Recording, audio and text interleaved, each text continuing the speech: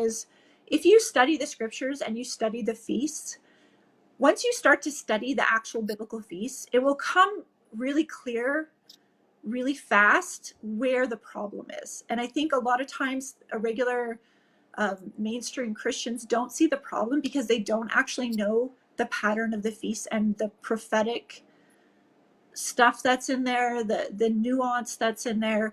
They don't necessarily understand the cycles and the patterns, and because they can't spot. It's like, when you go to spot a counterfeit $100 bill, the way that they train bank tellers to spot counterfeit currency is to study the original. Yes. Right. So if you haven't studied the original, you can't spot the counterfeit. And so I think there's a lot of people out here right now that are like, hey, you guys, this is counterfeit. This is not it. But you got to study the original, and then you can spot it, no problem.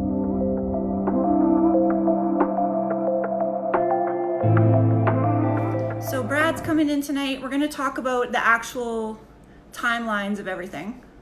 So we're going to go through what the church fathers said, all the different things about what was said, and just the different documents, so that you guys have just information that you can pick from. Decide for yourselves. We're going to look at all the information, because a lot of times these cases are built on people watch a really... Okay, do you guys know how sales works? Sales works like this. If somebody knows and has charisma, they can convince you of a lot of things, right? And what your job to do as Christians is to actually figure out what the facts are. Sales is the transfer of enthusiasm. Exactly. So you decide. I'm gonna try my very best to not give opinions tonight. And what we want to do is just give you the different citations through history, the citations that exist through history. Okay, both sides of it, whatever we have found in our research, everything that is written down from the past, present, future, everything that's been written down, right? When you're looking at evidence, I don't know if you've ever looked at Cold Case Christianity. He does a really good job of explaining this. But when you're looking at evidence for something, you're often never going to find the smoking gun. Now, the smoking gun is, this guy said this, and it's absolutely, and then we have a picture, and then we have a photograph, and we have all of this, and we have DNA, crime scene DNA. Now, when we're looking back to the years 0, 2, 3, 4, 10 AD, we're not going to find that kind of evidence, right? So what we do have is different things that scholars have written down during that time, that they were talking about during that time. And so when we look at the different things that scholars have written down during that time, we can make a case one way or another. And now I don't want to make a case to you. What I want to do is give you the information, give you the different things that church fathers have said, that scholars have said, that different people that were living at that time said, and different writings that occurred at that time. And you can look at the information and decide for yourself how this all came about. Did it come about from scripture observance? Did it come about from politics? Did it come about from pagan traditions? How did it all come about?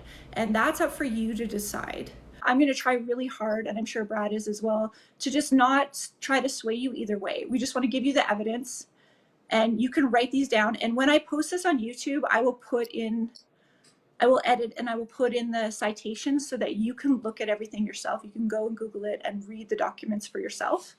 And that way you can decide for yourself what you think about what happened, right? Hello, Brad. How you doing tonight, Jenny? Good. How are you? I'm doing well. We've got some inclement weather here where I live. So the power may go out at some point, but other than that, I'm good. Oh, sounds like you're Canadian almost. No, I'm just kidding. Yeah, it's kind of a late year hurricane almost. It's not really as bad as a hurricane would be, but the winds are there and the rain is there. Oh, wow. Yeah. Yeah, we had a huge snowstorm today. Huge snowstorm. Oh, wow. Yeah. We haven't had snow here yet. It's still snowing. I think we got like 4 or 5 inches of snow today. Yeah. Wow. Yeah. So Well, welcome. First of all, I want to say congratulations on the new baby. Oh, thank you. It's exciting.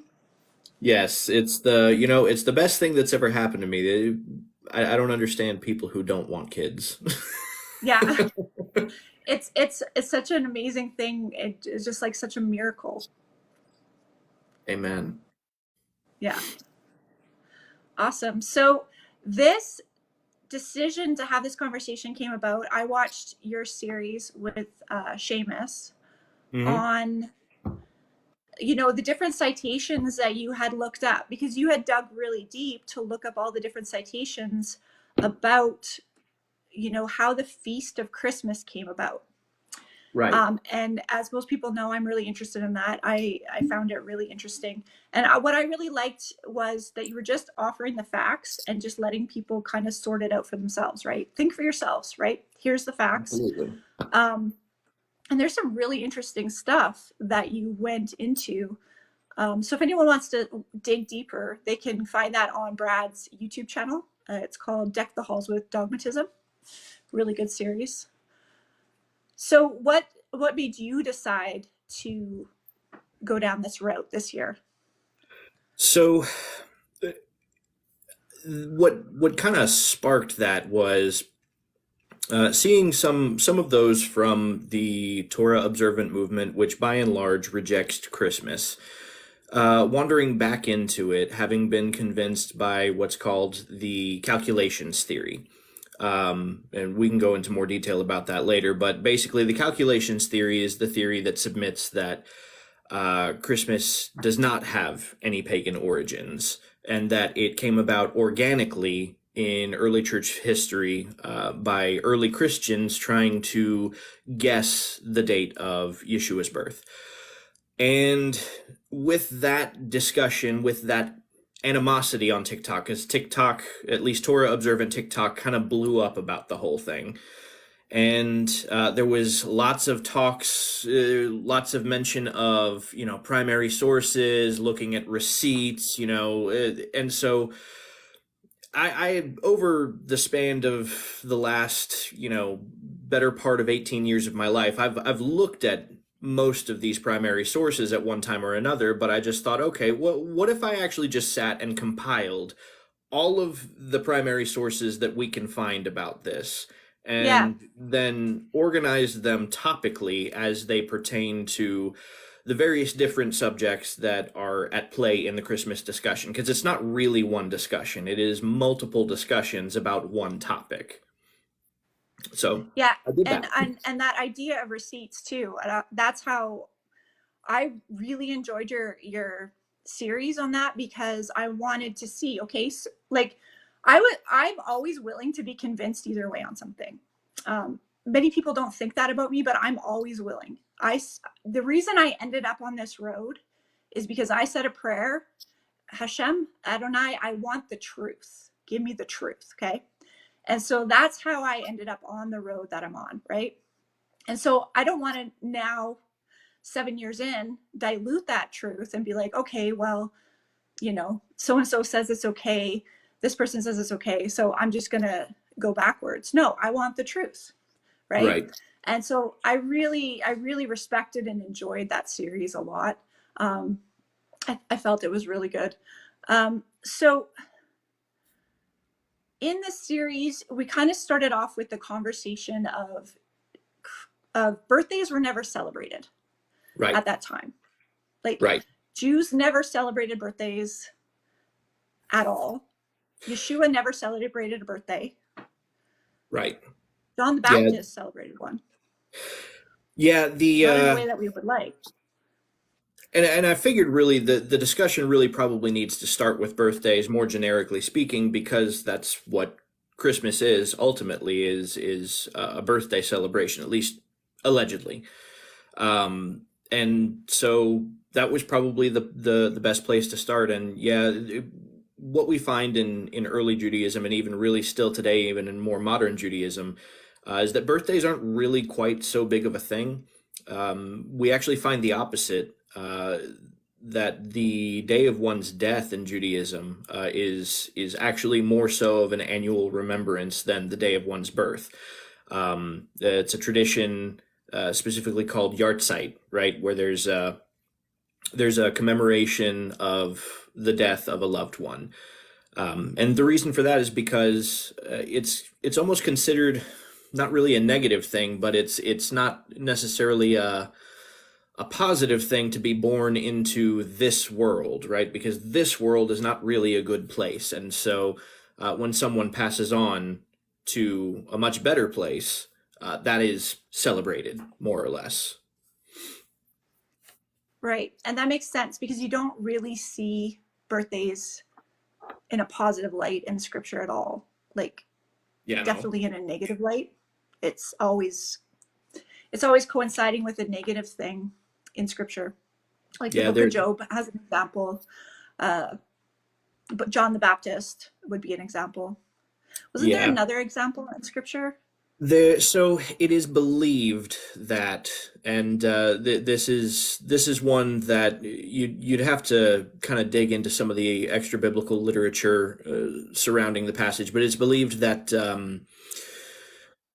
in the book of Daniel, when Belshazzar is having his feast, and sees the writing on the wall that foretells of his coming death and whatnot, that feast that he is celebrating was to commemorate his birthday, right? It was a birthday celebration, and obviously we know the tragedy that befell that whole group that very night.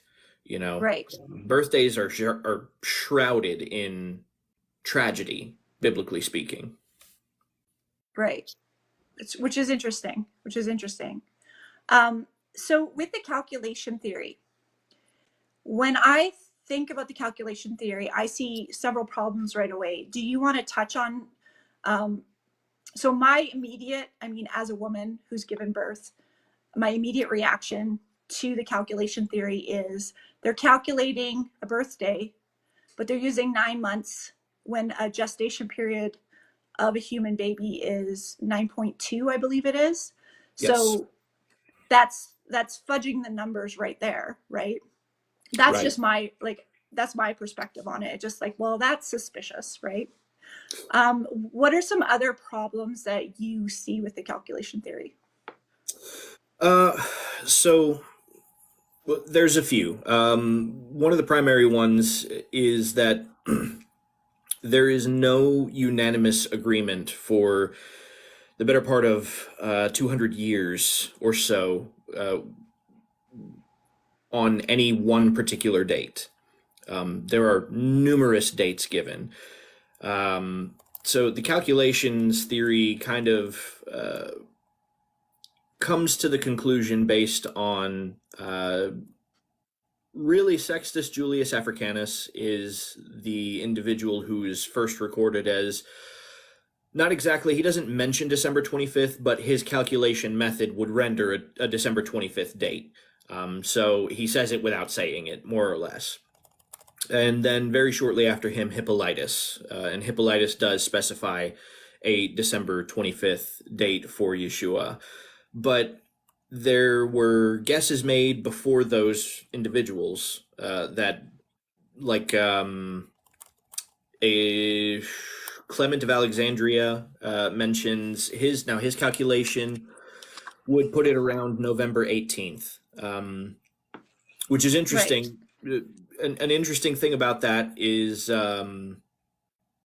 that, and this is something that Inspiring Philosophy actually brings up in one of his videos, is that when he is explaining how we don't have historical evidence of the sun being worshipped with an observance on December 25th, he actually brings up that there is evidence to suggest that November 18th it was. And I'm like, okay, well, I mean, that's again just ironic that one of the earliest guesses that we get, right? Clement of Alexandria, make no mistake, is the earliest literary guess that we have. We don't really have any evidence of anybody trying to guess the date of Yeshua's birth prior to Clement of Alexandria.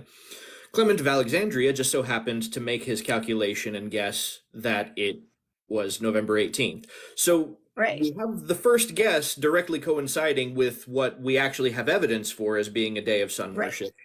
Right. And then later And afterwards, we that's have.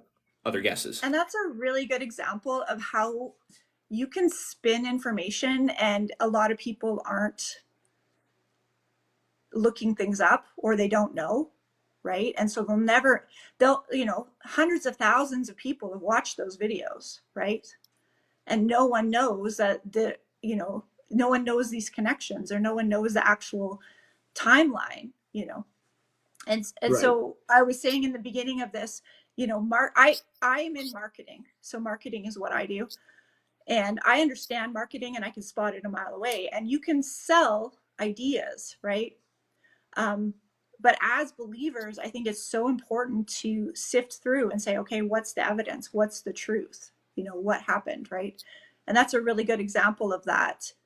So the first person that we had ever calculate, is what you're saying, the first person we ever had calculate a date, calculated it to the To the November date of 18th. sun god worship.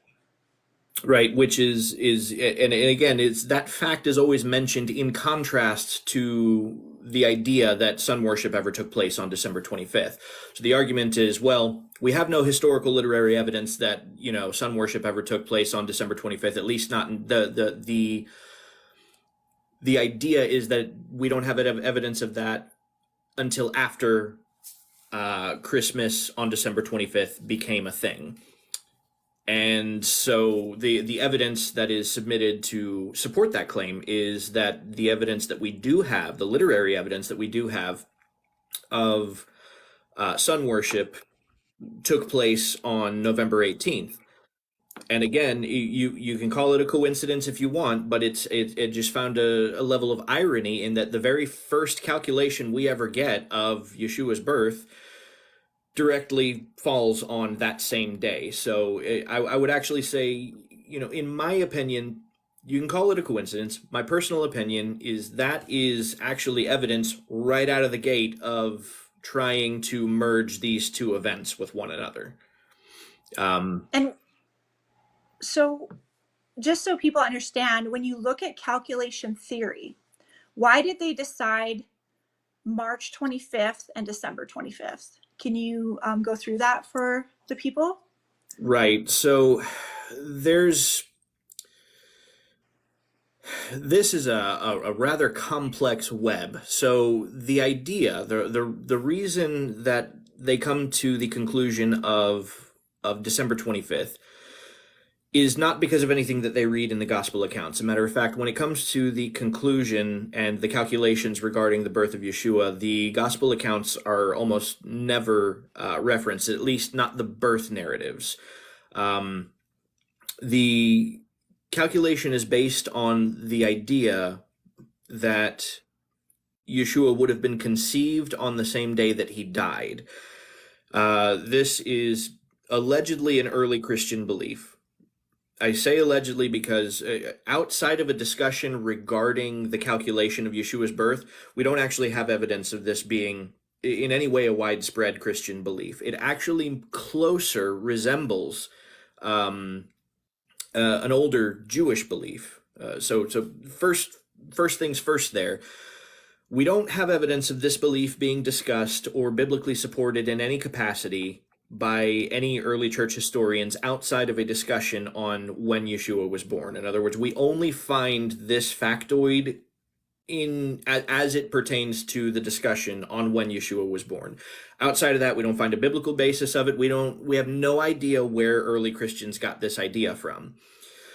But coincidentally, there is an older Jewish belief that is outlined in the Midrash Rabbah, and it's also mentioned in the Talmud in numerous places, that a prophet would die on the same day that he was born, not the same day he was conceived, the same day that he was born.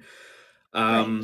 And that is actually mathematically provable in the case of Moses, and that's where the Midrash brings it, is that Moses died on the same day that he was born, and you can use citations from numerous books of the Bible that mention particular dates where the children of Israel were and where they went, and relative Right. to when Moses died, you can actually mathematically prove that did happen. That is true.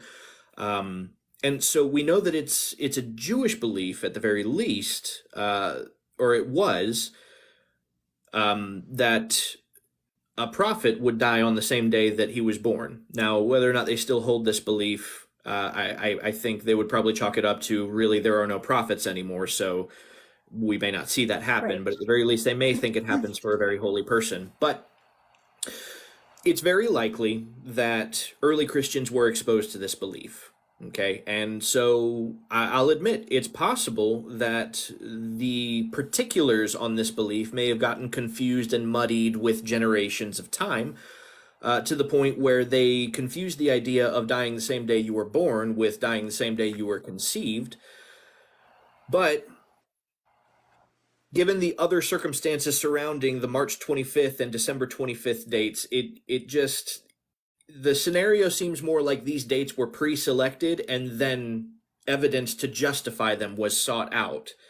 And I say that because March 25th at the time would have been the time of the vernal equinox. Okay. Right. And then December 25th being the winter solstice. And Uh, then you have the 9-month problem where it's yeah, not you have, actually a proper, so a birth. So they've calculated from equinox to equinox, which is 9 months, and an actual human gestation averages 9.2. They would have known that then. They would have been right. able to count that by that time. That So that's not there's the a lot only of problem. there's a lot of fudging the numbers, The that's one of the suspect, other right? problems is that this whole idea is based on this notion that Yeshua died on March 25th. I have no idea. Again, this is something where we have no evidence as to how they came to that conclusion. But it's practically impossible because we know that Yeshua was crucified on Passover of that year, right? That the Gospels spell that out very Yeah, plainly. crystal clear. Yeah. Right. Um, it is basically impossible. Maybe not impossible. It is the most highly improbable that March 25th fell on Passover of that year. Um, Matter of fact, I went back from today all the way back to, I think like the 900s, right? Actually, even farther back. I think I went back to at least the second century, because you can actually do that with Yeah. Apple, with your calendar on Apple. And if you have HebCal, then you have the Hebrew month and date in tandem with the Gregorian month and date. Yeah. And what I found is, in the last four times that Passover fell on March 25th have happened exactly like 140 years apart from each other, or something. It was 140, 144. It was in that range. And so I thought, okay, well, maybe that's a consistent pattern. Maybe every 144 years, right, this happens. But that's not the case. After the last four times that occurs, it becomes more rare. And it actually becomes Yeah. more sporadic. And it gets to a point where you have like a 300-year period between when they happen, to a point where, honestly, you can't even track that it ever happened before that. So typically, what we can gather from these calendars going all the way back, Passover either falls, if it's going to fall in March, it's going to fall much earlier in March. Okay. But if it's not in early March, it's typically in April. So the idea Yeah. of Passover falling on March 25th is an absolute non-starter of an argument, unless March 25th is the date that you want it to be on. Right. And so you start from that point. Yeah. So it's like a lot of these things are highly suspicious, Right. and I think like the argument that goes on is like, oh, it's not because you can't prove it. Well, proof when you're going back 2,000 years is a little bit different than proving, if somebody got shot in my street today, they could go take DNA and run labs. And, it's a little bit different when you're going back 2,000 years. You got to look at all the different things that are evidence and make a decision for yourself, right? What you Yep. think is the most. And what I find interesting is there's a lot of like pushing it in one direction, or but there's not a lot of actual evidence for that direction. Like just admit that this is what likely happened. You know, it's pretty easy to see all the different pieces that were in the pieces that were lining up, right? So especially with calculation theory, because you've got the 9-month problem, you've got them landing on equinoxes, which are obviously heavenly dates that they're setting the calendar to, rather than rather than the biblical calendar, right? Right. And just for people that don't know about the biblical calendar, I just want to go through really quick. There's feasts and festivals, there's holy days, Sabbaths, feasts and festivals in the biblical calendar, for those of you that don't know, that are prophetic, and they're very specific, and they have very prophetic meanings, right? Passover is one of those dates. Passover is coming up this year. Obviously, it comes up every year. These dates Yep. cycle through, and biblical events happen on these dates. So when Yeshua died, he died on Passover. That's why he said to his disciples, go get the Passover, go get all these things in place for the Passover meal. So he was showing us that it was Passover. When Yeshua went into the temple and spoke during the Feast of Sukkot, he spoke during the Feast of Sukkot, and that was during that feast, right? So he prophetically fulfilled different things on different feast days, right? Right. And Sukkot is a picture of a tabernacle, a temporary dwelling, right? Yes. Which Yeshua was actually born in a temporary dwelling. So we can try to stretch and put things on different dates, but we could just go the more obvious route, right? But I think traditions kind of get in the way of that. People are used to their traditions, right? And all of society is built on these different traditions. So at this point, right? In terms of like Christianity at large is readily admits that events in Yeshua's life would directly coincide with different of the biblical holidays. They readily admit this the case with Passover because it's directly relevant to their theology, right? So his birth would be like an exception to the rule. You know, it's the only major event of his life that doesn't coincide with a biblical holiday. Right. And I actually think that's highly prophetic, but we won't get into that tonight. But I think there's a reason that this information is coming out during this time, personally. But could you tell us a bit about how Christmas came to be, as far as where do we see the first actual references to a nativity being celebrated? When do we see that start to happen? Because we don't see it in the early church. Like the very early church wasn't doing Christmas. Right. Isn't there evidence that they were doing the biblical feast still, or? Absolutely. Yeah, as far as the earliest literary sources we can find in early church history, we have a few of the early church fathers, some of those who allegedly were disciples of the disciples, who even argue for maintaining the Passover. We don't really see, again, a deviation from that practice until a point where there's readily open admission among church fathers that there is a problem of pagan observance among Christians. From the earliest time that we can tell, and there are even literary sources, historically speaking, that would confirm this. One that is, granted, it is from the 8th century, and it's an anti-Christian document.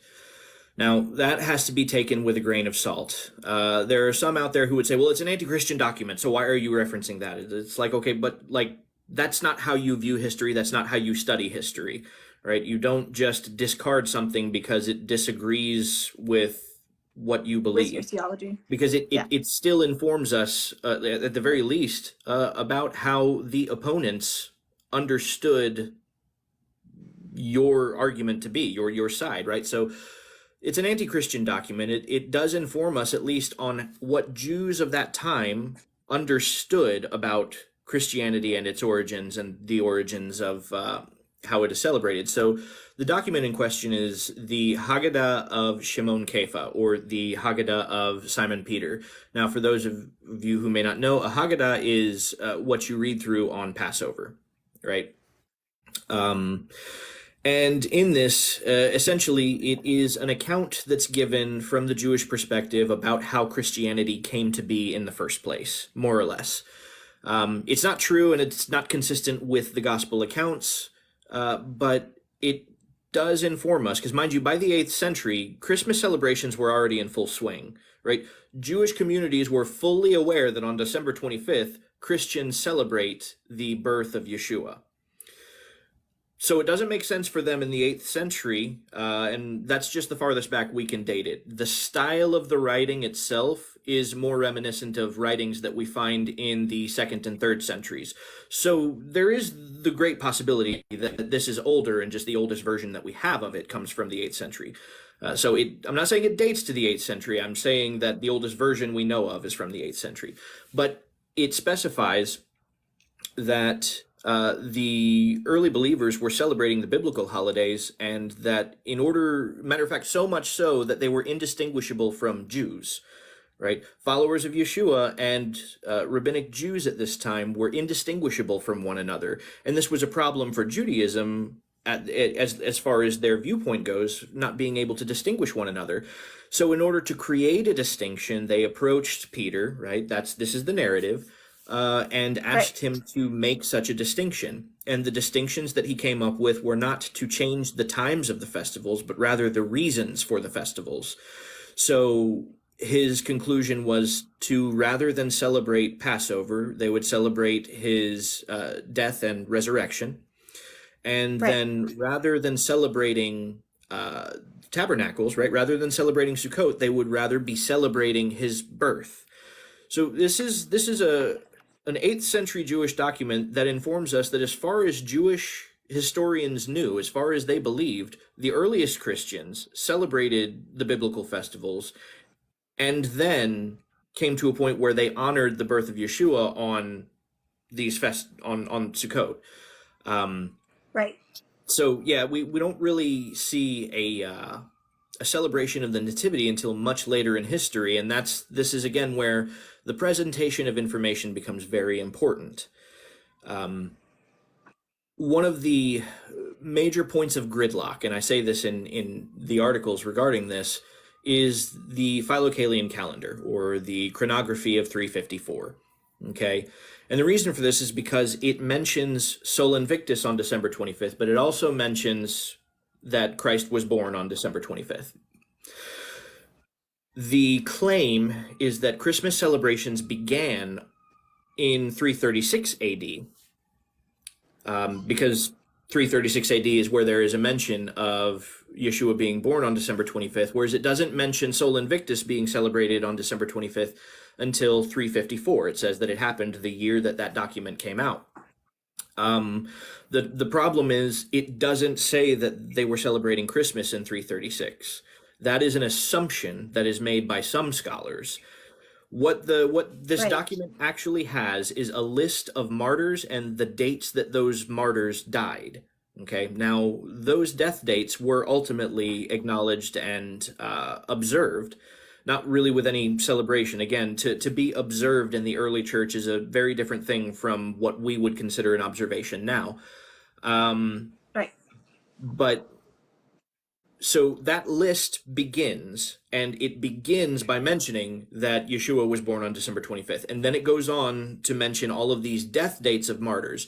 So because there are no martyrs mentioned after the year 336, scholars just assume, because of the mention of his birth on December 26th, that's when they started celebrating Christmas. So there's no smoking gun or hard evidence to prove that that's the case. That is an assumption that is being made.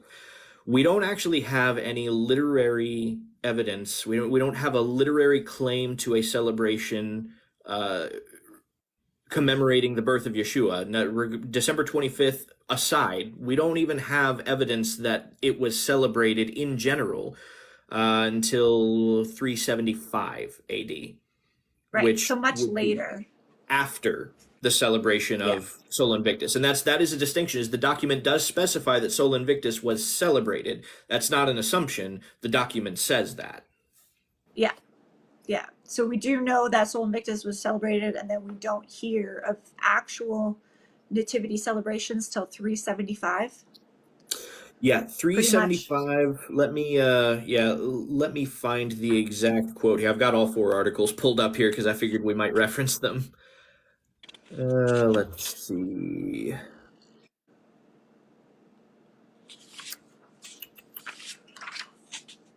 So I have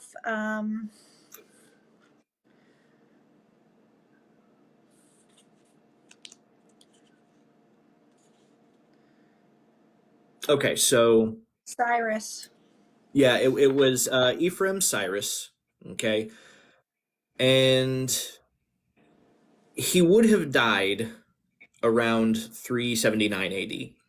And from what we know, this statement was made relatively around that same time period, so roughly 375 AD. And he mentions that the birth feast was honored in Mesopotamia 13 days following the winter solstice. So that would actually place it on January 6th. So mark that. The first actual claim that we have to a celebration of the birth of Yeshua is not even December 25th, it's January 6th. Right. Which I think the Orthodox still do, don't they? They do it on, Yes, yeah. yes.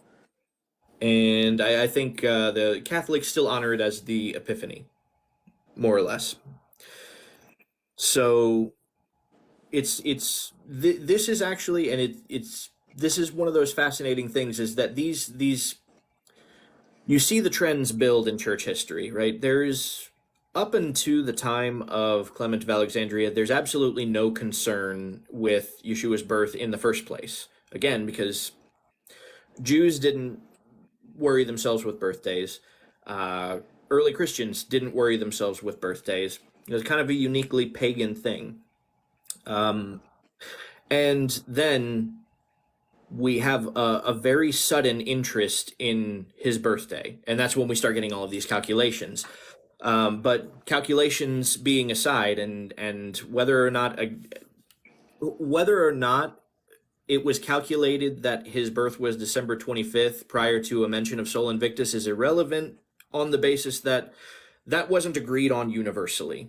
Okay, and I can't stress that enough. It was not agreed on universally, and it wasn't even the final guess. We have numerous guesses after that guess.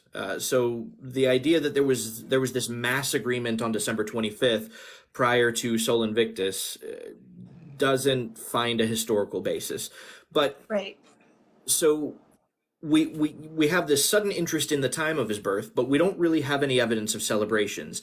And then suddenly, when we have evidence of celebrations, we get a lot of it, right? It's just kind of, we have no interest in the birth. Suddenly, there's a lot of interest in the birth. Then we have no celebrations, though, and then suddenly we have a lot of celebrations, right? It clearly we can see that this is something that was developed, and the time frame that it's developed in is suspect, because the time frame it's developed in is a time when there is, admittedly by the church fathers, a problem of Christians taking part in Matronalia, Saturnalia, the winter solstice. Matter of fact, there's even early church evidence of an observed confusion, right? It is observed by some leaders of the church that clearly the people who are going into churches to honor the birth are confused with whether or not it's about Yeshua or about the Son. Yeah. Specifically, And what's and mentioned is they honor the Son on the steps to St. Peter's Basilica before yeah. entering the church to celebrate Christmas. I would say there's nothing new under the sun, because I find that confusion is the same today. Are we here for Santa Claus, or are we here for Yeshua? We can't tell, right? Right, It's the right, same confusion. It's a spirit of confusion. But right. anyway, And so so what's that quote about? I think you had something from the church fathers that they had wrote about uh he was reprimanding them for engaging in the feasts, the pagan right. feasts.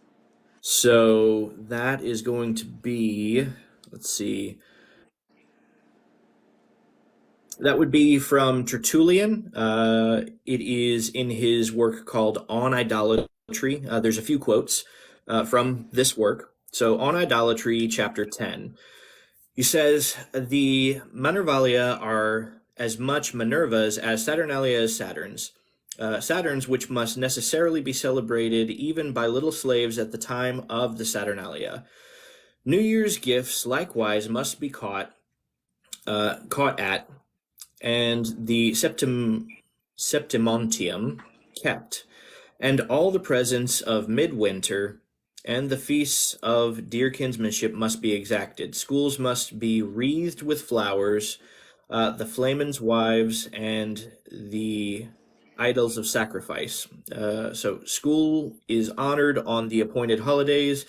The same thing takes place on idols' birthdays. Every pomp of evil is frequented. So here we actually again have an admission from church fathers regarding birthdays, right? So Origen being one of the church fathers who thought that birthdays were absolutely ridiculous.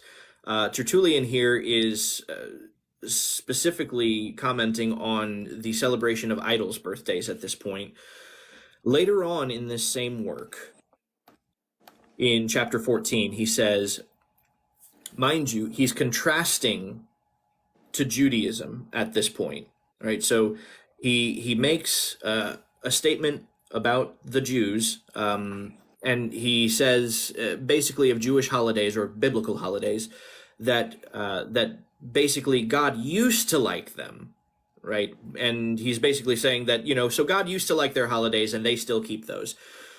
Now, contrasting himself and Christians to that, he says, by us, to whom Sabbaths are strange, and new moons and festivals formerly beloved by God, the Saturnalia and New Year's and midwinter's festivals and matronalia are frequented. Presents come and go, New Year's gifts, games join their noise, banquets join their din. So he's saying, right, that Christians are guilty of doing this. Now, many people would say, well, yeah, he's reprimanding them from doing that. I'm like, that's really not an argument in your favor, right? Because what this gives us evidence of is that there was a problem of Christians celebrating pagan holidays, right? So we know point in fact that was happening. Then very shortly after we have Christmas, and suddenly this was less of a problem. Yeah. It's like we just moved the date of Jesus' birth, and then all of a sudden it's not a problem anymore. Well, right? and better yet, one of the main contentions that gets brought up is that Saturnalia fell on December 17th. A lot of people will bring that up. And that's actually a little bit intellectually dishonest. Saturnalia originally was a one-day festival when it first began, long before the time of Yeshua. And it was ultimately extended to 3 days. Then it was extended to 5 days. Then it was extended to 7 days, right? So we already have a historical precedence of Saturnalia being extended as a festival, but better still, Jewish tradition and Jewish Talmudic law would actually forbid Jews from doing business with pagans 3 days prior to their festivals and 3 days after their festivals, because pagans were known to still be celebrating 3 days before and 3 days after. So, like, you can tell me that Saturnalia doesn't fall on December 25th. Here's what I know is that a Jew wouldn't be allowed to do business with a pagan on December 25th because that pagan was still celebrating Saturnalia. Whether or not it was the legally recognized holiday is irrelevant.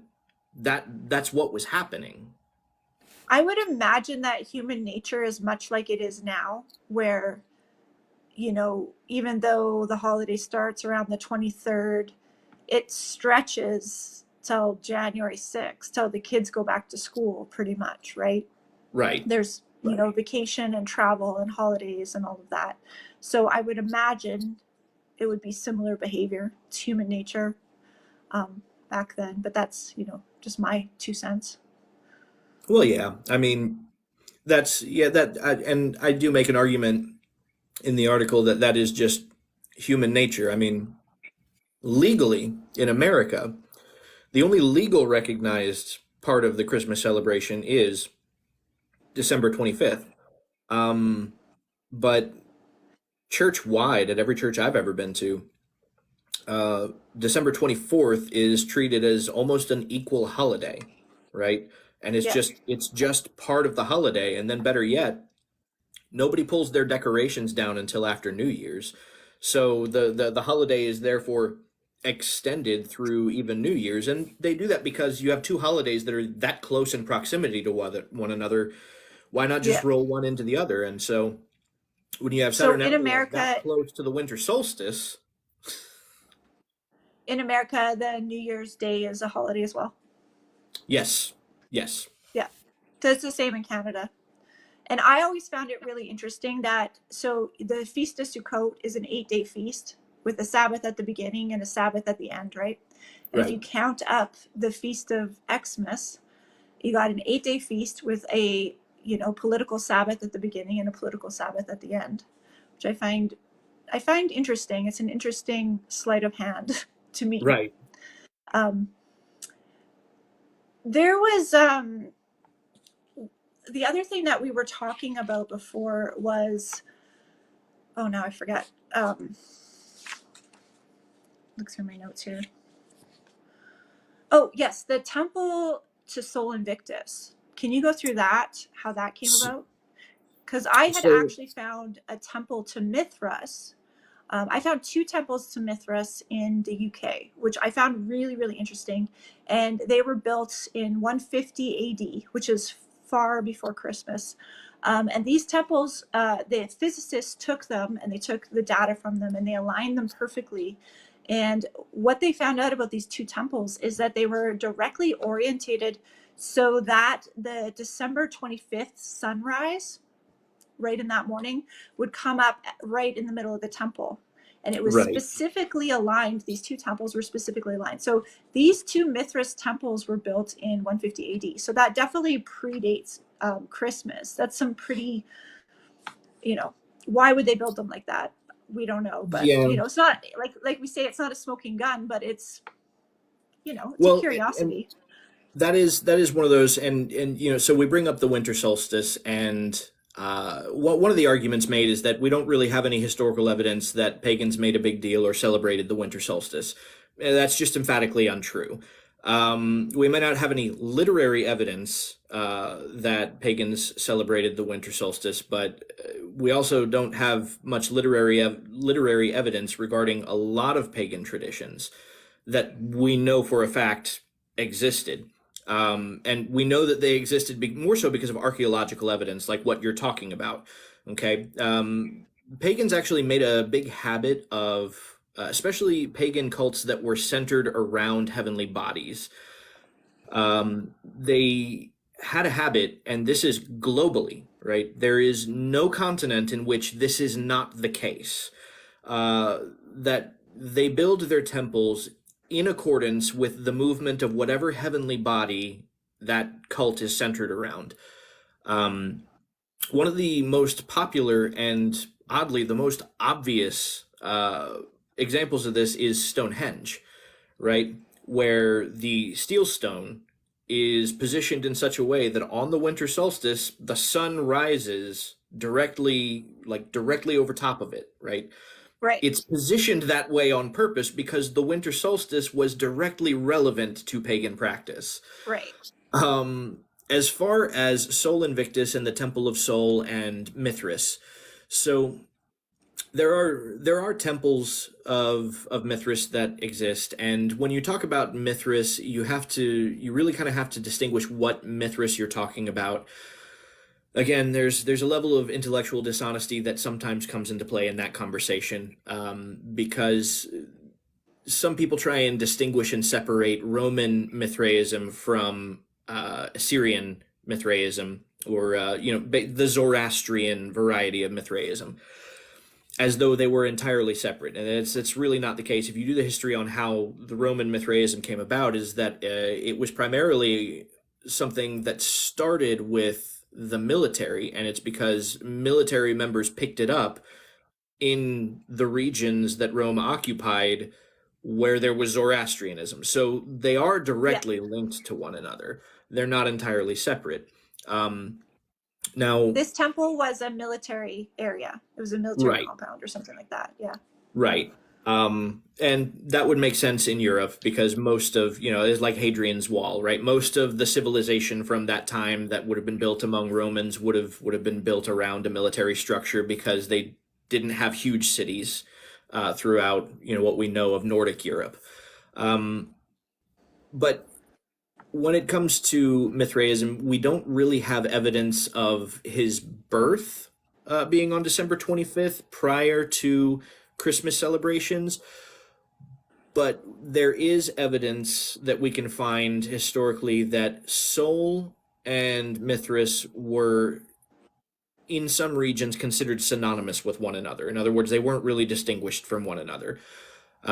And so we can we can at least come to some conclusions regarding that as far as what we know of Sol Invictus. Um, the Temple of Sol was erected in 274 AD. Now, this is I'll admit, this is speculation. It's every bit as much speculation as the idea that Christmas began being celebrated in 336, right? And I make that comparison for a reason. It's because, okay, like, look, there's speculative evidence here, but no smoking gun that you hold to, and then there's speculative evidence here that you say, well, there's no evidence of that, so we just chalk it. But most scholars agree that the Temple of Sol was erected and dedicated on December 25th in 274 AD. Okay, though there's no literary evidence that that is the case, so it is speculative. But Right. yeah, Yeah, and that's I think what people really need to understand is when you're going back that far, most of what you have is speculative, and you have to take all the puzzle pieces and decide for yourself what likely happened. One thing that I find really interesting is political movements. And when I look at it, so when you look at, and I'm interested to hear your thoughts on this, like Rome at that time was taking over a lot of area, right? We have got Constantine going on, we've got all this different stuff going on. Um, I think it's actually in the scriptures, or I don't know where I heard about it, but there's this certain method of understanding in politics where you want to assimilate the people um, in a certain way so that they become one with the people that are taking them over, so that you have a peaceful region and the people remain docile. Have you heard of this before, this concept in politics? um, I forget what it's yeah. called. I In the religious world, typically it's referred to as syncretism, Right. right? Because religion is a very strong motivator, and if we can get people from differing religions to at least agree on certain core concepts, then we can find a basis of common ground by which they can at least coexist with one another. You know, America kind of was really built on this. It's why we live in a country where there are people from numerous religions who can, at least at some capacity, coexist with one another peacefully, is because there are certain very basic, very broad stretching core principles that most religions agree on, that Yeah. America has, esteemed as their core values. Um, so we do know that Rome, even prior to being Christian, made heavy use of syncretism, right? And that we actually have quite a bit of evidence for. Um, and I guess part of the calculations theory is that, like, that just stopped when Rome became Christian, but really the evidence would suggest quite the opposite. That it actually just continued right up to the time of Augustine in particular, where he is instructed by the Pope to do exactly that, right? To kind of find a level of common ground between Christianity and pagan traditions in order to create a level of peace. Yeah. because you can imagine if you're trying to run a country or run a region, you don't want these different religions pitted against each other. Um, it's not going to be the easiest to maintain and manage, right? Right. Um, there was an interesting quote that you had about the temples being taken over. So the pagan temples were being taken over for Christian use rather than being destroyed. And I found it really interesting because it's one of those things. I think Seamus said it like, good intentions, bad judgment. Good intentions, bad judgment. And that's the way I Right. look at a lot of this. Is like a lot of, the idea is good intentions, get the family together, do this. But the word of God is what gives us good judgment, right? It's what Yes. clarifies what he wants and how he wants us to organize ourselves and and the reasons why we do certain things, right? And in his word, he says, don't keep these places, because then you're going to be going after those gods. You're going to be confused. You're going to be go back to the pagan ways, right? So that's why he says, just don't do that, right? And so Right. you have a letter from, I forget who it was. It's Do you Pope. recall? Yeah, it's a letter from Pope Gregory the First. It is so it's commonly cited that this was written to Augustine.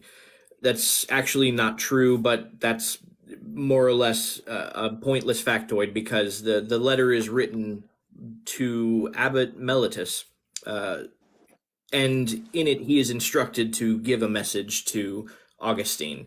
The title of the letter has come to be known as Epistola ad Mellitum.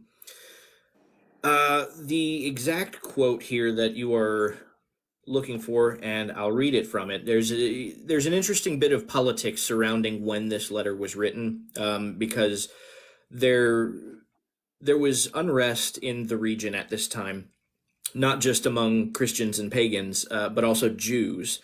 And uh, coincidentally, and I stumbled on this when looking into the history of this letter, because the Christian persecution and oppression of Jewish people was really just kind of continuing through this period. And the irony again that this is mentioned in tandem with this is just fascinating to me. But basically, what I found is that there was a group that had burned down a synagogue. And Augustine actually had punished them and then was reprimanded for having punished them, because it was viewed, obviously, by the Catholic Church that they did a good thing. So, in this same time period, we get this letter which says, tell Augustine that he should by no means destroy the temples of the gods, but rather the idols within those temples. Let him, after he has purified them with holy water, place altars and relics of the saints in them. For if those temples are well built, they should be converted from worship of demons to the service of the true God. Thus, seeing that their places of worship are not destroyed, the people will banish error from their hearts and come to places familiar and dear to them in acknowledgement and worship of the true God. Further, since it has been their custom to slaughter oxen in sacrifice, they should receive some solemnity in exchange. Let them therefore, on the day of dedication of their churches, or on the feast of the martyrs whose relics are preserved in them, build themselves huts around their one-time temples and celebrate the occasion with religious feasting. They will sacrifice and eat the animals, not any more as an offering to the devil, but for the glory of God, to whom, as the giver of all things, they will give thanks for having been satiated.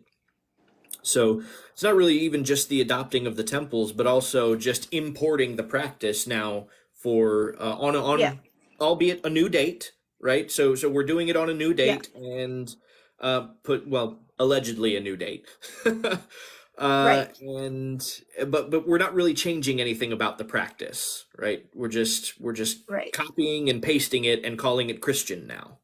Yeah.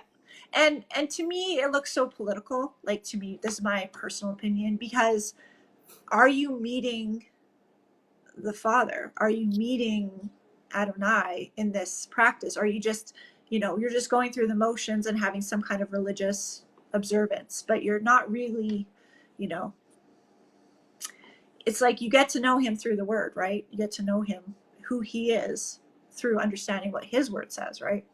Right. And so, yeah, very, very good example of the syncretism. Um, so early American church history. Do you know what Martin Luther had to say about Christmas? I don't recall So hearing anything Martin about what he had to say Luther, about it. yeah, Martin Luther in particular, as I understand, wasn't so harsh against Christmas. Even though he's celebrated as like the most noteworthy of the reformers, he actually was like the least reformed of all the reformers. Um, Basically, he never stopped being a Catholic. The 95 Thesis is just 95 different ways to say indulgences are bad. You know, Right. it's not this paramount theological work that a lot of people make it out to be. And really, Martin Luther was also one of the single most anti-Semitic church leaders of his time. Yeah, I don't His think most people know that, how anti-Semitic he was. Oh yeah, like one of his works that is not quite as well known among Christians as his 95 Thesis, for obvious reasons, is titled "On the Jews and Their Lies," and it actually inspired a lot of the same bigotry, synagogue burnings, and persecution that we really just see all throughout church history, oddly, particularly in relation to Christmas celebrations. Um, so his connection to Christmas, as far as most people may find, is that he is credited with inventing the Christmas tree, right? This is not a fact. This is basically an unconfirmed legend of the church of Yeah. his time. There is no There's a evidence. few of those that I've found that are kind of Right, being touted as facts, like the Boniface tree. right, Um, that's highly suspect and it's being touted as fact. And um, I found that story interesting because it parallels exactly the golden calf. It's like, we're going to take this thing that you used to worship as a pagan, but we're rebranding it to worship Yahweh. That's what they would say, Yahweh on there. I don't use Yahweh, but we're going to rebrand it and we're going to worship the Most High with it. And, that's how we're going to do this now. But that's exactly what they did with the golden calf. And so that's this German story of Boniface, this legend. There's really you can't really have any hardcore evidence of it. It's really just that same pattern, right? So I right, didn't find that very compelling. And I think this is too, and this is where I come from on things, is if you study the scriptures and you study the feasts, once you start to study the actual biblical feasts, it will come really clear really fast where the problem is. And I think a lot of times a regular mainstream Christians don't see the problem because they don't actually know the pattern of the feast and the prophetic stuff that's in there, the nuance that's in there. They right. don't necessarily understand the cycles and the patterns, and because they can't spot. It's like, when you go to spot a counterfeit $100 bill, the way that they train bank tellers to spot counterfeit currency is to study the original, Yes, right? So if you haven't studied the original, you can't spot the counterfeit. And right. so I think there's a lot of people out here right now that are like, hey, you guys, this is counterfeit. This is not it. But you got to Yep. study the original, and then you can spot it, no problem. You really can. As Um, I was going to say, as far as the reformers, yeah, Martin Luther, from what I can tell, still more or less supported Christmas. But he was followed pretty soon after by a majority rejection of it by the reformers, because again, they are reforming the faith, and there's there's not a lot written by them or from them about it, but more or less the idea that you gather from what is written is that uh, at at worst it's pagan, at best it's Catholic. So yeah, they basically rejected it on that basis because they were rejecting Catholicism. I mean, that's what the Reformation was. They weren't really defining what they were just defining what they weren't, right? So they weren't Right. saying I am an Anabaptist. They were saying I'm a not Catholic. Yeah. And fair enough. Fair enough. Right. That must have been hard enough to do at that time. Um, with the circumstances that they were in, fair enough. Right. Um, so with early American history, Canadian history kind of, I'll be honest, a lot of it, well, we had a lot of European settlers, so we had a lot of European traditions come in. And we had a lot of Americans come up later. So our history is fairly similar to yours in that respect. So Hmm. with early Christmas celebrations in America, when did that come about and how did that look? Mm. So from the evidence that we can gather, and again, there's certain things that evidence tells us was happening by what it tells us it was opposed to. So we know at the very least that there was an attempt to start importing Christmas into American society, and it was pretty quickly stamped out by the Puritans. The Puritans outlawed Christmas. Matter of fact, you could be thrown in the stocks for a day or so for doing something as simple as humming a Christmas carol. Um, and their reason for this is because their observation of Christmas celebrations in Europe, which they had just come from, were not so different from how Tertullian describes the Saturnalia. They're actually not that different from how Macrobius describes the Saturnalia. Basically, in a nutshell, what they remember Christmas being was a drunken orgy, right? Yeah. And because of that, the idea of America for the Puritans was that this was going to be a new holy land, so to speak, right? This to them was the new Jerusalem, the new Yeah. start, where we can start with things centered on a biblical level, away from any pagan influence. And so they nixed it. And we don't really see full scale importing of Christmas celebrations until after the war between the states. Um, that is, and interestingly enough, this will make sense when I describe it, right? Because in America we have this idea of like the traditional all-American Christmas. And you see it in advertising, you see it in Christmas home decor, right? Yeah. There's this idea of roasting chestnuts over an open fire, right? One horse open sleigh, no electricity or very, very new electricity on the streets, right? Everything seems like it takes place in the 1860s, right? Or the late 1800s. Yeah. And that's the idea of this warm, cozy, all-American, traditional American Christmas. The And sleighs. that's because that's Yeah. when Christmas became popularized in America. Yeah. It was intended to be a reprieve from the war between the states, right? There was already a lot of animosity between the North and the South. There was animosity between, obviously, people of different ethnic backgrounds. I'm not sure how I can better describe that on TikTok without getting in trouble.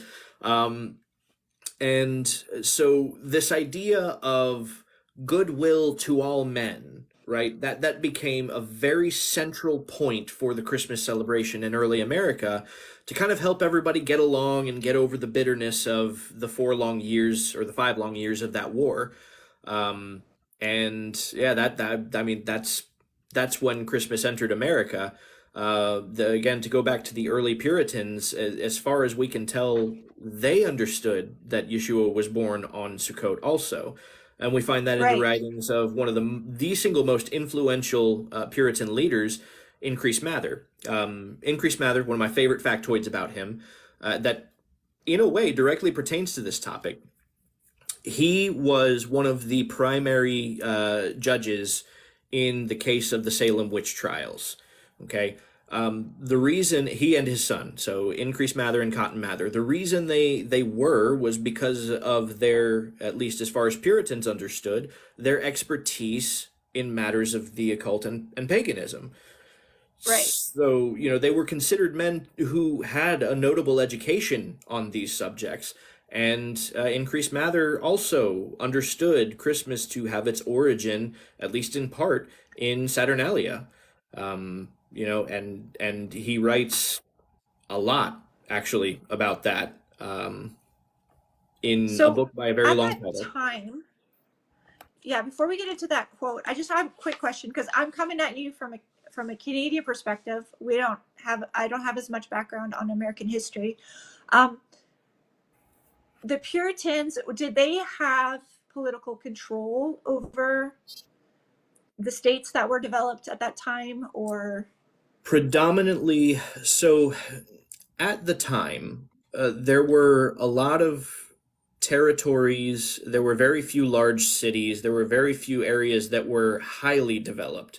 You might have one governor's mansion and then, more or less a village surrounding it. But the Puritans had a heavy level of control over what we now call New England. Right. That was like the largest area of their control was New England. Right. Okay. And that's kind of where everything spread out from. That's where basically the base was, and then everything spread out. Right. Yeah. You Okay. you you you have New England, Plymouth Rock, and then the rest of everything south of that, more or less, was known as the Virginia Territory. A little known fact. Yeah, most of the East Coast was Virginia at some point before state lines were drawn. Right. Yeah, American history is so interesting. So interesting. So Increase Mathers wrote a book with a very long title. It's a very long title, and it's about some of these superstitions that were coming into the church at that time. Do you have that quote there from that? Yeah. Let me scroll. That's I all the way probably have it down here too, but at the bottom. Let's see. Yep. So the particular title, and it is very long because everything back then was a long title. Matter of fact, the account of the Salem witch trials again is an extraordinarily long title, but it is a testimony against several profane and superstitious customs now practiced by some in New England, the evil whereof is evinced from the Holy Scriptures and from the writings both of ancient and modern divines.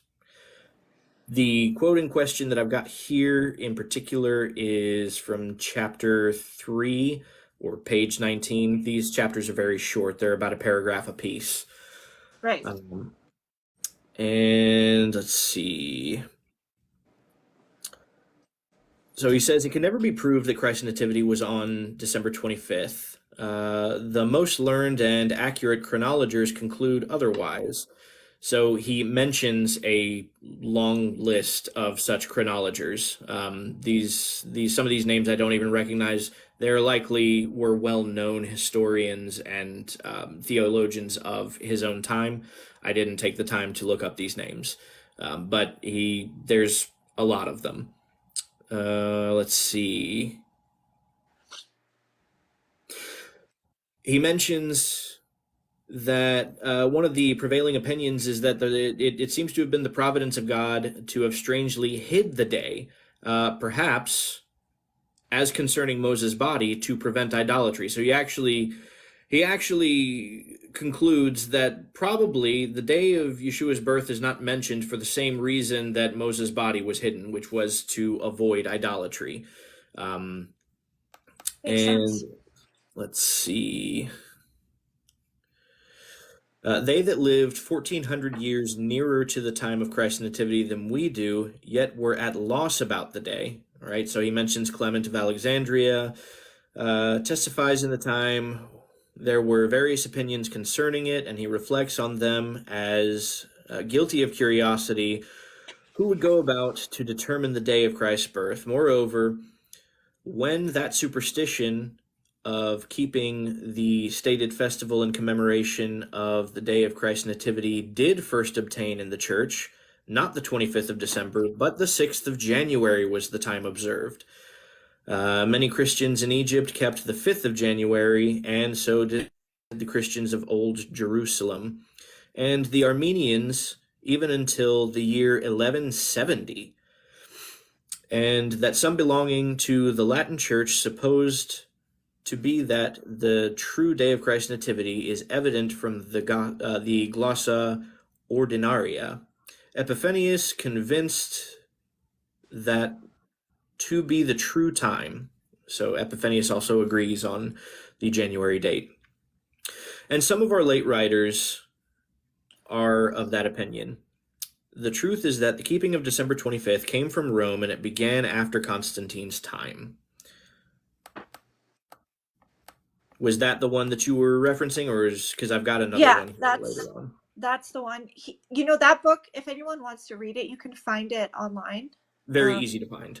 the PDF, and I'll when I post this on YouTube, I'll write all this stuff down there so that people can look these things up for themselves. Um, Absolutely. on that note too, I found it really interesting because I found this quote from 1993 AD, from Pope John Paul II. Have you heard of this quote before? He was having a speech and he acknowledged that the celebration of Christmas is not rooted in the Bible. Regarding the date of December 25th, the Pope admitted, quote, on that day in pagan antiquity, the birthday of the invincible sun was celebrated to coincide with winter solstice. How then did Christmas begin? The Pope continued, it seemed logical and natural for Christians to replace that feast with the celebration of the one and only true Son, Jesus Christ. So that's from a speech that he gave in 1993. I found that really interesting. Right. Yeah, so that actually is a new quote to me. But Pope John Paul II would more or less simply have been keeping with what was the majority scholar opinion of his time, and still is today. But the calculations theory is growing in traction. But it Right. was more or less unheard of we didn't have the internet back then, so it was more or less unheard of outside of a very, very small niche group of academics. Um, So but that's interesting. So the Vatican has always held to this understanding that they put the birth date to coincide. yeah, actually, the I mean, if the Vatican's saying that that's what they did. there is, and this goes back into the calculations. The official Catholic position was, let me find it.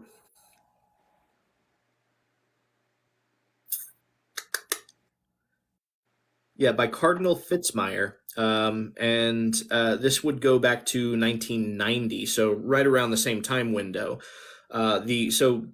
The official Catholic position when Pope John Paul II said that was that Yeshua was born September 11th. So even Catholics admit that So, at this point. all right, no comment. No comment. So just so everyone knows, September 11th would be likely during the Feast of Sukkot, which It's closer to it, yeah. biblically, if you look at the evidence we have in the actual scriptures, biblically, it is far more likely. So to try to argue that he was born on December 25th and try to push that narrative is just really arguing against the scriptures themselves in a lot of ways. That's something else Increase Mathers argues for. Hang on. Yeah. So just for people to understand that, like, so there's a feast in the fall. It starts with trumpets. And then then there's Yom Kippur, which is 5 days later, right? No, 10 days later, right? Uh, Trumpets, then yeah. 10 days later is Yom Kippur, and then 5 days later is Sukkot, which is an 8-day feast with a Sabbath at the beginning and the end. Okay, so, and a lot of scholars, I'm not going to say most, but a lot of people have calculated Yeshua's actual birth to September 11th, which would have fallen on uh, trumpets.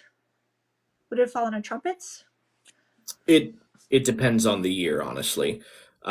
Yeah. But yeah, it would have been it's at least within the window of the season. Um, the so and again, what's important about this is the idea that he was born during the time of Sukkot, either on or near, which is an 8-day festival, right? So you have a lot of a window of time there, um, and it just makes sense that he would be born on day one and then circumcised on the eighth day. But that idea is not a new Christian belief. That again, we find tracks back all the way to at the very least the 8th century, probably older because the Haggadah of Shimon Kefa again resembles much more documents from the second and third centuries. But this is something again that even Increase Mathers acknowledges. He says, moreover, the Feast of Tabernacles, which signified the incarnation of Christ, was in the 7th month, inasmuch as the Passover typified Christ's death. He was crucified in that month. Why then may we not think that since the Feast of Tabernacles typified his nativity, he was in that month born? There were also several other festivals in that month which might fitly type the good tidings of great joy that should be to all people by reason of Christ being born into the world. Moreover, the Feast of Tabernacles, which signified the incarnation of Christ, was in the 7th month, inasmuch as the Passover typified Christ's death. He was crucified in that. Oh, hang on, it looks like this double pasted.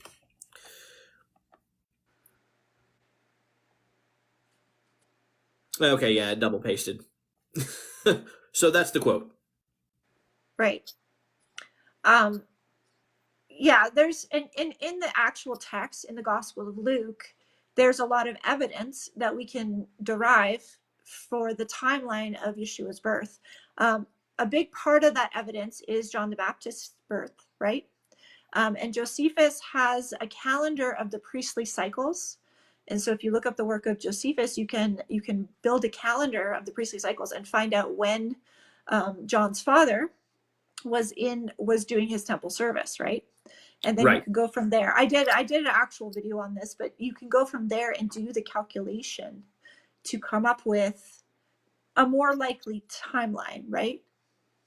A more likely, I mean, and Right. also he tabernacled among us, right? Right. And There's that's information, there's references in the text that allude to him being born in that, even the fact that he was born in a tabernacle, a sukkah, right? and that's more or less what Increase Mathers is alluding to here, right? Is the way that this theologically fits with the mission, and also the timeline that we can observe, right? Now, I've seen other arguments from this to try and justify a December 25th date. Here's all I'm going to say about that is that you actually have to obscure the evidence more. In other words, we have this evidence and we can piece it together in a way that fits a Sukkot birth. The alternative to make this fit a December 25th birth, you actually have to obscure that evidence. You have to come up with reasons that are not alluded to by any historical source, as to why that doesn't work that way. And better yet, you're making an argument for the calculation of Yeshua's birth that we don't find in any of the calculus throughout church history. There's not a single one that concluded December 25th that is making that same argument. So this Right. is, I would actually say this is actually one of the brand new levels of calculation that's going into the calculations theory, to try and justify the December 25th date. It's not something we find in church history, and it's not something that really can be supported by the biblical evidence, at least not to the same Yeah. degree that a Sukkot birth is. And I think like that's where I like to come at it is like, why push the evidence into places where it doesn't naturally go, right? If you're ever pushing evidence into an area that it doesn't naturally flow to, then you're trying to do something that's untrue. It's you're working a lie. You're working a lie, you know? So Right. we have two choices, is to look at the evidence and decide where it naturally fits and what naturally makes sense. And biblically, prophetically, the scriptures do have this cycle of using the feast dates to prophetically do things so that we know and we understand that he's working. You know, all of the end times prophecies also line up on feast days, right? And that's how our creator, our heavenly father, is showing us that he's in control, that he's, you know, above all things and ruling and reigning, right? Is he gives you the pattern that he's going to use, and then he uses the pattern so that you don't have to question your faith, right? You Right. can look at the evidence and say, oh, he prophetically did these feast days so that when one day on the Feast of Trumpets I hear trumpets, I'm not going to be confused. It's the Feast of Trumpets, right? That's the way I look at it. Right. And I would agree. So when you come to this kind of an area, right, and this is what I argue more or less in the series, is just that this is not a subject that's worth being dogmatic about, because there is no smoking gun for either side. um, which is, it kind of was the primary point, because from one side I kept hearing a lot of, well, there's just no evidence for what you're saying, and there are no primary sources that say that, and there's a lot of, you don't have evidence, and not a lot of recognition for all the evidence that they don't have. Right. So the point was to point out, like, well, look, you really don't have any more evidence either, right? Right. So maybe take this back a few notches, and we can have a mature discussion, rather than condescending, because really nobody's got a position to condescend from, because there is such an absence of evidence. But when it comes to an area where there is absence of evidence between one belief and another belief, probability is really where you kind of have to weigh the evidence, right? You have to weigh the evidence that we do have, and determine what the most winning bet is, right? Yeah. And the in my personal opinion, right, when I think about the fact that from the biblical narrative itself, I can form a hypothesis that concludes a Sukkot birth, and then right next to that, I have essentially a medieval Jewish admission that their understanding of early Christians was that early Christians acknowledged the birth at that time, right? Then I have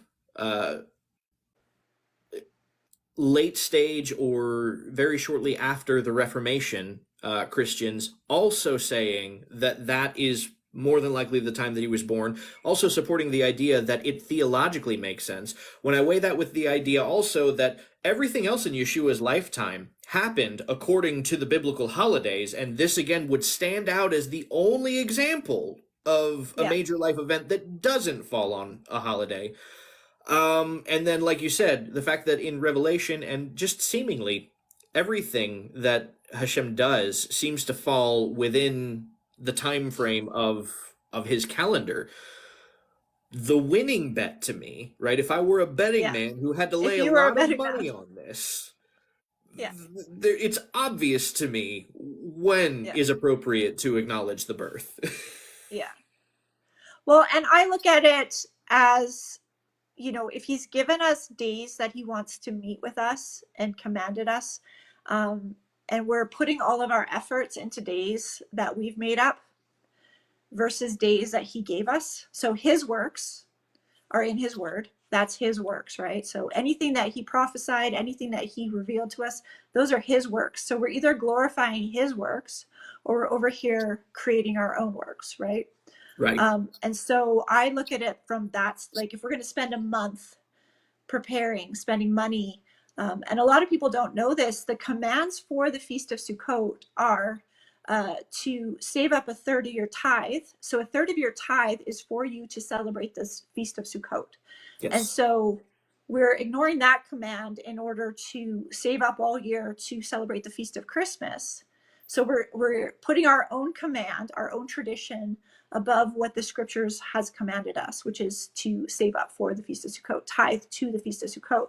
And then we're to feed the widow and the orphan during that time. So the second portion of the tithe was to feed the widow and the orphan, and that was to come into, that was to go out during the Feast of Sukkot. So now we've moved that to the Christmas feast. So it's kind of this whole obscuring of what his revelation was meant to be, and it's kind of almost like stealing his glory in a way. That's how I see it. And a lot of people might say that that's harsh, but if you've got all the widows and orphans, being fed at the Santa Claus drive, when our Heavenly Father told us to do it during the Feast of Sukkot, and his command was for us to do it during the Feast of Sukkot, we're moving his glory, the thing that our obedience and glorifying his word, we're moving it from the way he is asking us to do it, and we're moving it over to Santa Claus, right? Or other Right. things, right? And it's obscuring the testimony. And that's why I get really passionate about it. More for just giving him all the honor and glory, right? It's his Right. word, it's his revelation. Yeah, I would 100% agree. And to that, a lot of people say, well, yeah, so it's, they'll agree that it's not biblical, but that it's, it's still a good tradition that was invented, either from pagan origin or not, because there, believe it or not, there are some Christians out there who are totally okay with the idea that it has pagan origin. They preach that idea of having overcome evil with good. But even for the calculation theorists, you can't really compare it to Hanukkah and Purim, at least not without making an argument for apostolic succession, which ends up concluding either Orthodox Christianity or Catholicism. Take your pick. Hanukkah and Purim can be established in Judaism under the authority of the Sanhedrin, and they were, and God gave the Sanhedrin that authority. So the Sanhedrin actually was allowed to make rulings establishing new holidays, and they did so with the authority of God that God gave them. So they're not equivalent. That's not equivalent to Christmas or Easter, because unless you hold to apostolic succession, there is no body in Christianity that holds the authority to legislate on that level, right? Well, and Um, yeah, the other thing about Hanukkah and Purim is there's actual scriptural evidence for those things, right. right? And I don't think, is Purim a national holiday in Israel? Um, I think probably, I'm not sure if it's like legally a national holiday, but my understanding is that in the same way that Halloween is technically not a legal holiday in America, it's still nationally recognized, Right, you know? right. Um, So, and there's a number, yeah, there is a number of holidays on the calendar that are not technically legal holidays in America, but they are still nationally recognized. Yeah. Valentine's And Day is another one. I look at it too, like there's no prohibition against having a special day to commemorate something. Um, but to call it a Sabbath, that's something different, right? Um, Right, so for me, I would never call like July 4th a Sabbath or July 1st, even though I have a day off on July 1st, I'm Canadian, that I wouldn't call that a Sabbath day, right? And so there's the right, differentiation between Jehovah's commanded Sabbaths and, these days where we commemorate things. And, intellectually, to be intellectually honest and say, okay, well, if you guys can calculate and you truly, truly, truly believe that Yeshua was born on December 5th, 25th, with all the evidence, and like, okay, do your thing. But, well, my thing is like give people the information so that they can decide for themselves and then look through the scriptures and pray about it and ask Hashem about it so that they can decide, right? right. Absolutely. Yeah, I definitely think this is something to pray about. You know,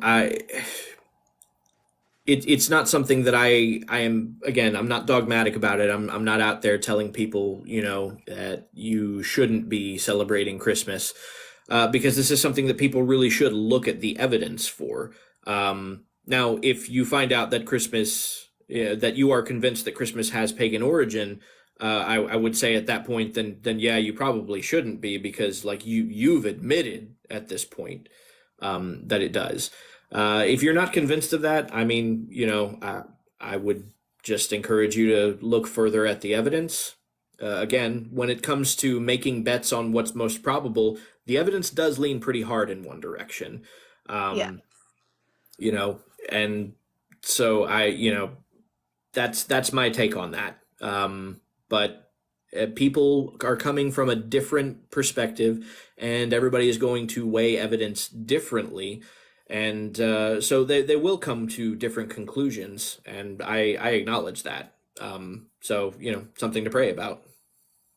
Yeah, indeed. And a lot of people were asking me, well, what do you do when you want to get together with your family and all of this? So there is a weekly feast for for the believers of Hashem, the Creator, whatever you call him. Uh, there's a weekly feast, and it's called the Sabbath day, right?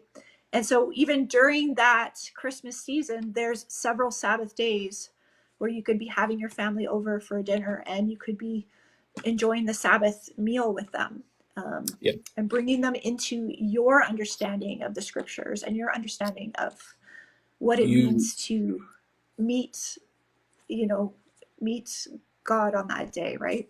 you're bringing up it's an amazing example, because yeah, I've had this discussion, you know, with people who have, you know, they've said, you know, look, that's when my family gathers to spend time with one another, and like they don't mean my family gathers in that, like, you know, people who live like far away make, you know, big travel to come and see us. Their family all live in the local area, right? Right. Um, but they, you know, they said that's the main times of year, right, that my family gathers to spend time with one another. And I'm like, all right, well, that's sad, right? You know, my family gathers pretty regularly. Maybe not every week, because everybody has different things going on. But pretty regularly for Shabbat, and especially for the biblical holidays, which are more numerous than, you know, than the alternative. So there are more Yeah. occasions in the year, even for major holidays, to gather. So like, if your family is really only gathering on Christmas and Easter, that's very sad. That's probably a bigger That's, problem with the family if they live that close and they're not making an effort to see you on a more regular basis, unless it's yeah. Christmas or Easter. That's a sad state of affairs. There's a bigger problem there. Yeah. And that's actually part of my testimony on keeping the Sabbath. One of the first things I noticed, and I was really obviously very young in the walk when I noticed this and made this connection, was that it was like having that holiday every week. I'm like, oh, I don't have to answer my emails. I don't have to get back to anyone. I'm not, I'm a business owner. So I was working 7 days a week. That was my busiest day because I owned a retail store. But it was such a relief to have this purposeful decision to turn off the phone, to not answer emails, to not get back to people, um, to just let go, right? Yes.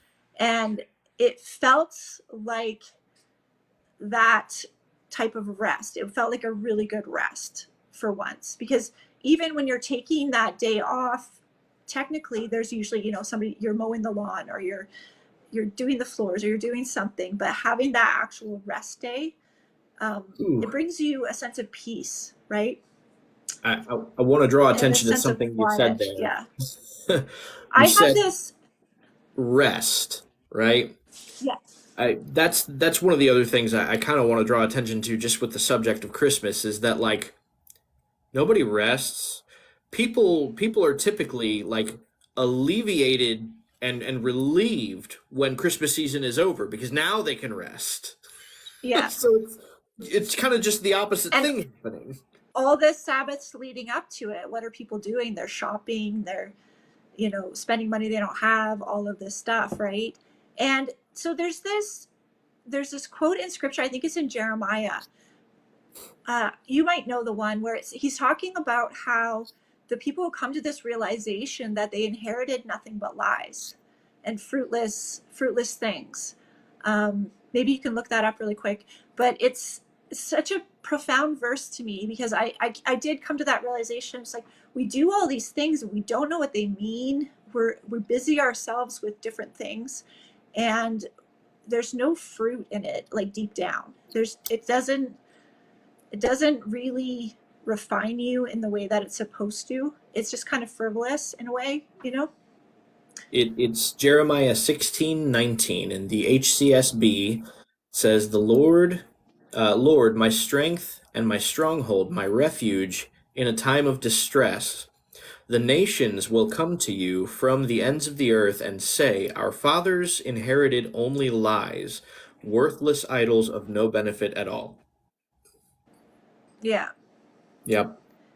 just busy work, busy work.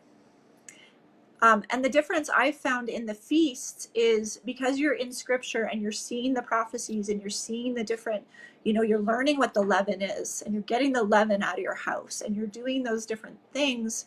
It's refining you and teaching you how to walk with Yeshua in a deeper way. You really get to know who he is, and understand his word at a deeper level. Um, Absolutely. and that's what that verse really speaks to me. It's like, it's the heritage of Yaakov, right? It's you're consuming the bread and the heritage and the understanding that the word gives you, right? Hmm. Well, I Absolutely. want to thank you for being here. Did you have anything else you wanted to add tonight? Hmm. Yeah, aside from being something to pray about, I understand, especially I think for newlyweds and new parents, right? This is a big subject, especially for people who are new and coming to Torah. Yeah, definitely study out the matter, right? Look into as much of the evidence as you can to come to the conclusion that you will ultimately come to, because there is a lot of false information out there for both sides, honestly. Um, and I would do that sooner rather than later, right? Now is actually a very good time to do it because we're in the aftermath of the season, right? So we don't have to worry about it for another whole year. And the reason I say that is because the decision that you make regarding it may end up being a difficult one.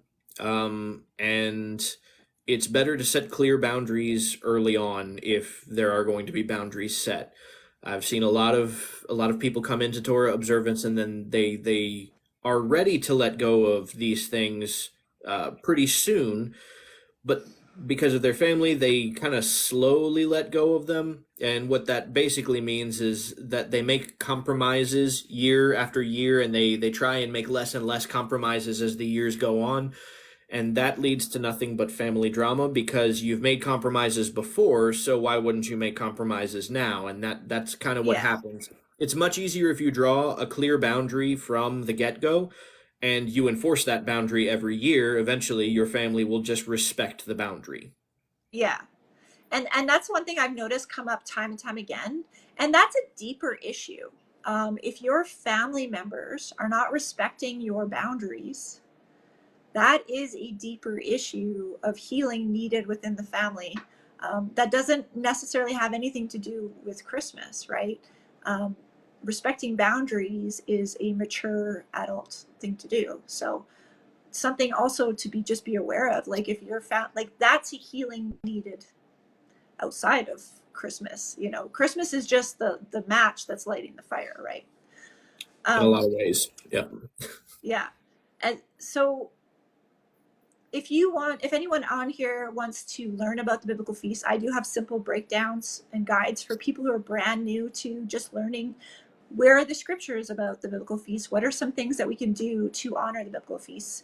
Um, different activities for children and stuff like that. I have 2 PDFs on my website that you can download, and they're by donation. And so feel free to go to my website and download those if you're brand new to the biblical feasts. And Brad's website is Altarnatemedia.com. We've got a number of articles on there, some even some children's content. We're working on producing more children's content, because I mean that's really what a lot of the biblical lifestyle is about, especially the holidays. It's all to pass the faith on to the next generation. yeah. So we are trying to put more effort into children's content. We've got a book that we're going to be releasing soon that's really just going to be a journal collection of all of those articles. Some of them are exclusive, so if you're not a donating paying member, then you don't have access to them. But if you buy the book one time, then you will have access to them. We'll be releasing it every year. So every year, write a bunch of articles, and at the end of the year, compile them into one book, and you can buy that book. That's amazing. Yeah, that's great. That's a really good point about the feasts teaching that. So the feasts teach your children the scriptures and the Yes. prophecies. And so when your children grow up and they leave home, they understand that these things were all prophetic, and they were, they were cycles that Hashem Adonai took his people through history. So when they were doing the Passover, they were doing that for thousands of years before Yeshua came, right? And so they have that very specific prophecy that the children learn and all the different things. So it's really, really important. Yeah. So Yep. That's thank you again.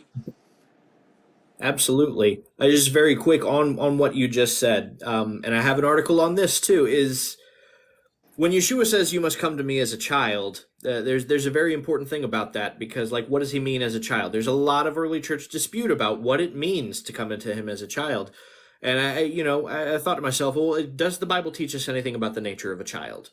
Is there anywhere in the whole of Scripture, particularly the Torah, because that's the precedence over everything, that teaches us about the nature of a child? And the Torah tells us 3 times to do X, right? So that when your children ask you, right, you can tell them. And that's actually very paramount in the Passover festival, especially, is right, having the children ask questions so that you can give them the answer. So you're 100% right. The purpose of the holidays is to pass the faith on to the next generation. That is the nature, and that's the nature of a child that we should come to Yeshua with, right? Is that inquisitive nature of asking the question, why, Amazing. Amazing. Well, thank you again for being here. I appreciate it so much. Absolutely. And Thank you for having me. yeah, we'll have a lovely evening, and we'll see you all soon. Absolutely. You as well.